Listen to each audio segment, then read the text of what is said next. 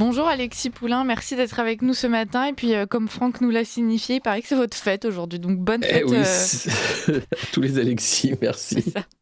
Bonjour. Alors, donc oui, merci d'être avec nous ce matin. Et puis, forcément, ce matin, on parle d'Emmanuel Macron. Une fois de plus, vous êtes Hmm. notre spécialiste d'Emmanuel Macron, qui, Ah, face à l'échec en Ukraine, s'est dit, ça y est, on va réunir tout le monde à Paris. Et de cette réunion sortira forcément une solution merveilleuse. Dites-nous en plus, Alexis Poulain.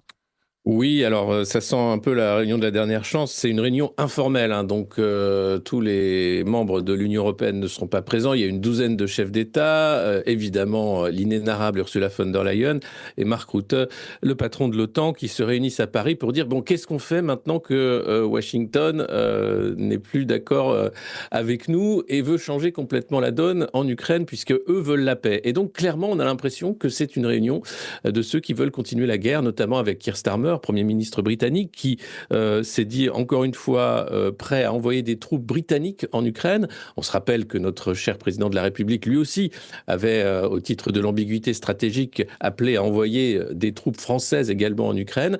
On a formé des brigades ukrainiennes qui ont créé de nombreux déserteurs par la suite, hein, la brigade Anne de Kiev, qui était au cœur d'un scandale de désertion il y a de ça quelques semaines. Et aujourd'hui, on voit bien qu'à Paris, Emmanuel Macron essaye de continuer d'exister sur la scène internationale et d'une certaine façon de faire capoter peut-être les accords de paix que Américains et Russes veulent signer sans les Européens et, chose plus choquante, sans les Ukrainiens. Parce que pour Vladimir Poutine, Volodymyr Zelensky est un chef d'État illégitime. Il n'y a pas eu d'élection alors qu'il n'a plus vraiment de mandat et il ne souhaite pas négocier avec quelqu'un qui a refusé de le rencontrer à de multiples reprises. En France, on n'est pas mieux loti. On a un Jean-Noël Barrot, ministre des Affaires étrangères, qui refuse de prendre son homologue Sergueï Lavrov au téléphone. Donc pour faire avancer des négociations de paix, on peut dire qu'on a là affaire à des champions. Et donc, la question qui se pose, c'est à quoi sert cette réunion, si ce n'est à encore mettre la lumière sur Emmanuel Macron sur la scène internationale, puisqu'il ne lui reste plus que ça. Je rappelle qu'en France, Emmanuel Macron est totalement démonétisé, y compris dans son propre parti qui cherche à liquider les dernières traces de macronisme pour les futures élections municipales. Donc, c'est extrêmement dangereux de jouer à ce jeu.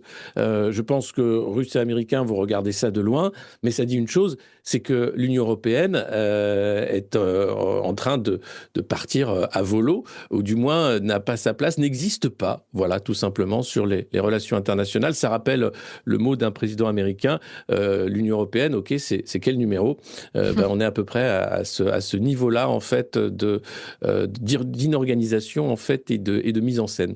Donc voilà, rien à attendre, je pense, de cette réunion, si ce n'est des annonces pour dire que ces responsables irresponsables sont prêts à donner encore plus, aller encore plus loin, plus d'argent, plus d'armes et peut-être des troupes, tant que l'Ukraine en aura besoin. Oui, c'est pour nous faire croire qu'ils ont encore un rôle à jouer, alors qu'en réalité, on voit bien qu'on a tout perdu dans cette guerre. Alors bien sûr, humainement, c'était un drame, mais ce qu'expliquait Volodymyr Zelensky dernièrement, c'est qu'il était prêt donc à travailler avec les Américains, Ouais, notamment en les privilégiant sur la vente des minerais, en les laissant installer leurs entreprises sur le sol ukrainien. On a l'impression qu'il est en train de absolument. brader son pays aux Américains. Et puis voilà, nous qui avons donné, on passera en dernier. Et puis finalement, c'était de l'argent jeté par la fenêtre pour rien, pour qu'un bastion américain s'installe sur le sol européen.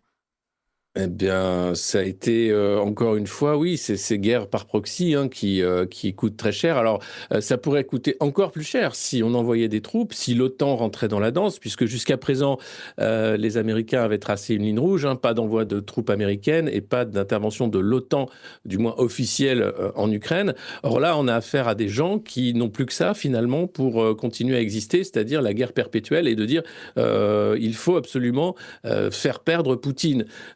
Mais à quel prix? Et c'est là la question. Et on a l'impression d'avoir affaire à des gens qui ne se rendent pas compte en fait du prix. On voit déjà l'économie allemande qui s'effondre du fait des sanctions. Et ça, peu de leaders en Allemagne le disent, si ce n'est l'AfD qui dit on va reprendre du gaz russe et puis on va arrêter les bêtises. Pour le reste, on a l'impression à affaire à des idéologues totalement déconnectés des réalités. Je ne parle pas d'Emmanuel Macron qui, lui, a quitté la Terre il y a de ça très longtemps.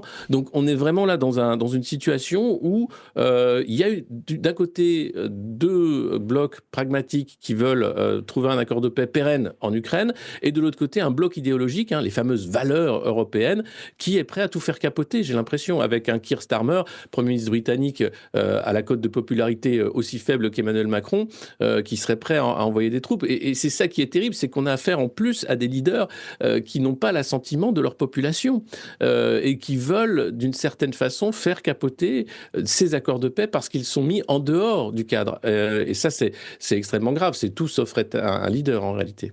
Oui, mais on va continuer à suivre ces coups d'éclat idéologiques et puis nos responsables irresponsables, comme vous dites, Alexis Poulain, en essayant de ne pas perdre espoir quand même. Mais voilà, on continue de suivre le dossier. Merci d'avoir été avec nous. On est du mauvais côté du mur maintenant. Le mur est passé de l'autre côté, c'est particulier. Et espérons qu'il finira par tomber, ce fameux mur. Merci beaucoup, Alexis Poulain. Merci. Et puis on se retrouve la semaine prochaine, même jour, même heure.